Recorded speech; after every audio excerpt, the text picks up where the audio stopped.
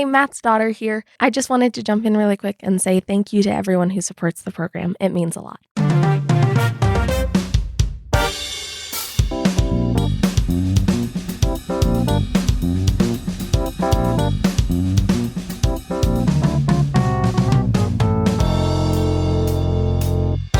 Hey everybody, it's Matt. This is the 10-Minute Bible Hour podcast. And last night I had a buddy over and he'd never watched Alone. Maybe you've never watched Alone. That's fine. But you should probably watch Alone. That's right. I just recommended a thing. Because Alone it's a nice, wholesome family show where there's also some animals get stabbed and there's animal gutting. But they bleep all the swears even. It's pretty wholesome. They just throw people out in the wilderness, like groups of 10 people, as far out in the wilderness as they can. They're like, just don't die. See how long you can go without dying. Whoever goes the longest without dying, you win a bunch of money. And they have to film themselves out there not dying. And it's pretty fun. But if you've never watched Alone and you just get dropped in cold, it's terribly disorienting. Because, like, I don't know, you probably never thought about how to not die in the wilderness or how you would stab an animal and how much, like, would you eat its brain?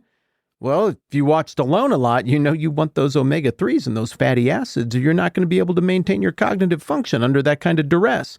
So if you've never watched it, or you watch it with somebody who's never seen it before, it kind of takes a little bit of explaining. You have to be like, okay, well, pause again. All right, here's why this is a really big deal and why he has to eat that, the grouse marrow from the grouse bones. It's because he needs this thing. And it was a bit difficult to onboard because if you're not, in that vibe, then you don't know what a win looks like or how big a win it would be to catch a 4-foot pike in your gill net. So we did an episode like that last night. It was very, very fun. Likewise, sometimes when we read Bible stuff, I feel like there are wins. There are things that are just really great that are in the Bible that happen in these stories. But because we don't live there and we don't think in these categories, our paradigm of wealth and how you get stuff and provision and victory and what we care about is totally different or very different than the first century world. Sometimes it takes a minute to just stop and think, like, how big a deal would this thing have been? And where would everybody's brains have gone? And you just got to put forth the effort, like on Alone, watching it with somebody who's new to it to get everybody on board. So we're wrapping up this whole thing with John 2 and the wedding at Cana. And I think we all agree this is very, very good. But, like, how good? I mean, how cool would it be on the financial level to get that kind of wine to just show up out of nowhere? I haven't done the math on that, but we're going to do the math on it right now. Like, just literally, how much money are we talking here in this miracle? How excited should we be over this? All right, Jesus said to the servants, fill the jars with water. So they filled them. Okay, what are the jars again? Okay, you got 6 stone water jars that they would have ladled clean water out of for ceremonial washing, and they're each holding 20 to 30 gallons. Okay, I'm not going to break this down, but since we talked a while back, I did go and really dig into what these jars were like, and I looked at the Greek, all fancy like, the language behind the language, and I came away feeling very confident that, 25 gallons on average is a great guess for what we're talking about here for this amount. So just a minute. I have a button here. I can push it and then I get a calculator. Okay. So we got 6 jars, 25 gallons. That's 150 gallons. It's all going to turn into wine. And now we just got to ask the question, how much does a gallon of wine cost? So we're just going to go over here. And we're going to search the garbagey end of that at walmart.com. How much can we get trash wine for? I'm just going to search trash wine. Let's see if that actually did that. Nope, that didn't work. Oh, it did. I searched trash wine and it came up with something by Snoop Dogg. 19 crimes, Snoop Dogg Cali Red. All right, so you can get 750 milliliters of that for $10. I don't think, but that wouldn't be choice wine, right? But let's just do the math to work this thing out. So 750 milliliters for $10. How much is that? I don't know how much 750, how many milliliters in a gallon? Because we want to get it to gallons. Okay. Wow. A lot. Okay. So we don't know exactly what, I'm just going to round it for the sake of easy to 4,000 milliliters per gallon.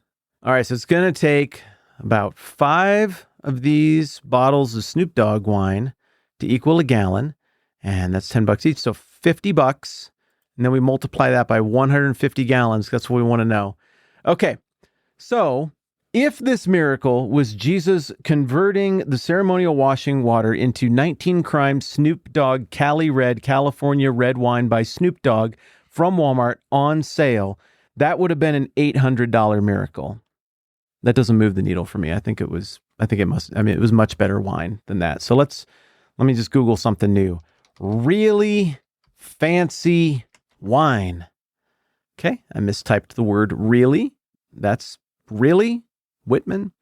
Okay, I'm going to a place. This one looks real fancy. Let's see how much they'll sell wine for over here. High-end wines. Whoa! Do you people know how much the fancies are paying for wine these days? I got one right here in front of me called, oh man, that's real foreign sounding, Armand de Brignac Ace of Spades Brut Gold. That's $350. Okay, so that's going to be different. Now let's go run the Snoop Dogg equation. I'm just going to back that up a little bit. All right, same size, right? Yep, 750 milliliters. So same math. We're just going to go 350 times 50. No. Oh, wow. No, it's even more. Wait, I'm doing it wrong. 350 times 5 per gallon. 1750 times 150 gallons. Oh, my goodness. Okay, so if we upgrade from the Snoop Dogg wine to this other stuff, it's like $250,000 miracle. Okay, so if we're talking best wine, that's kind of what we're getting to. We're talking about $250,000 miracle that just happened right here. None of the miracles in my life have ever probably involved $250,000, but I think everybody would know to be very excited about that. So there, sometimes when you just do the math and you put it into modern economic terms, that makes it make more sense. Now, let's just push it a little further. How fancy would a wine have to be for you to be like, wow, that was worth every penny of $350 for a fifth of a gallon for one bottle for 750 milliliters? I'm not sophisticated enough to know. I have no idea what wine that good would taste like. I don't think I could identify it, but apparently the bridegroom could tell. It says, then he called the bridegroom aside, and John 2:10, he said, everyone brings out the choice wine first and then the cheaper wine after the guests have had too much to drink, but you have saved the best till now. So this guy was more sophisticated than me. He could tell that he got the super upgraded version. Maybe you can tell, maybe you could not. But if you were a connoisseur of something and someone not only bailed you out in a pinch, breaking the laws of time and space, but did so to the tune of basically $250,000 miracle gift, that totally sounded like cable television, like televangelist kind of thing. Your $250,000 miracle gift. That's not how I meant it. But if that actually happened, dang. So we're trying to figure out how the original audience just would have responded to this. Like, we're trying to put it in a scale that we can understand. That makes the wine miracle more impressive to me. I get it better. But what about the metaphor of the miracle, the save the best for last part? The last wine is better than the first wine part. How would they have understood that? Well, my guess is this. I don't think they understood it at all at this point in John 2. Maybe the disciples did, because in verse 11, right after that exchange with the bridegroom, it says, this, the first of Jesus' miraculous signs Jesus performed at Cana in Galilee. He thus revealed his glory, and his disciples put their faith in him. The disciples, maybe, they'd just been around enough to connect the dots with what the metaphor was, the metaphor of purification, but also the metaphor of the best for last. And so if they're hearing Jesus, or rather they're hearing the bridegroom and they're seeing the metaphor of the miracle, and they're like, whoa, all the great stuff that happened with Moses and Abraham and all the amazing things God did, this is the best? Jesus is the payoff of all of that? I mean, that would have moved the needle for them as well. But I don't think the public, I don't think the guests understood the metaphor yet. It's one of those things like, the usual suspects where you get to the end of the story and then you look back and everything clicks and you get it out of order. In retrospect, the point of the miracle becomes, or this additional point to the miracle becomes really evident. Jesus is the newer and better and completer and perfection of all of the best stuff about all of the history of God dealing with his people.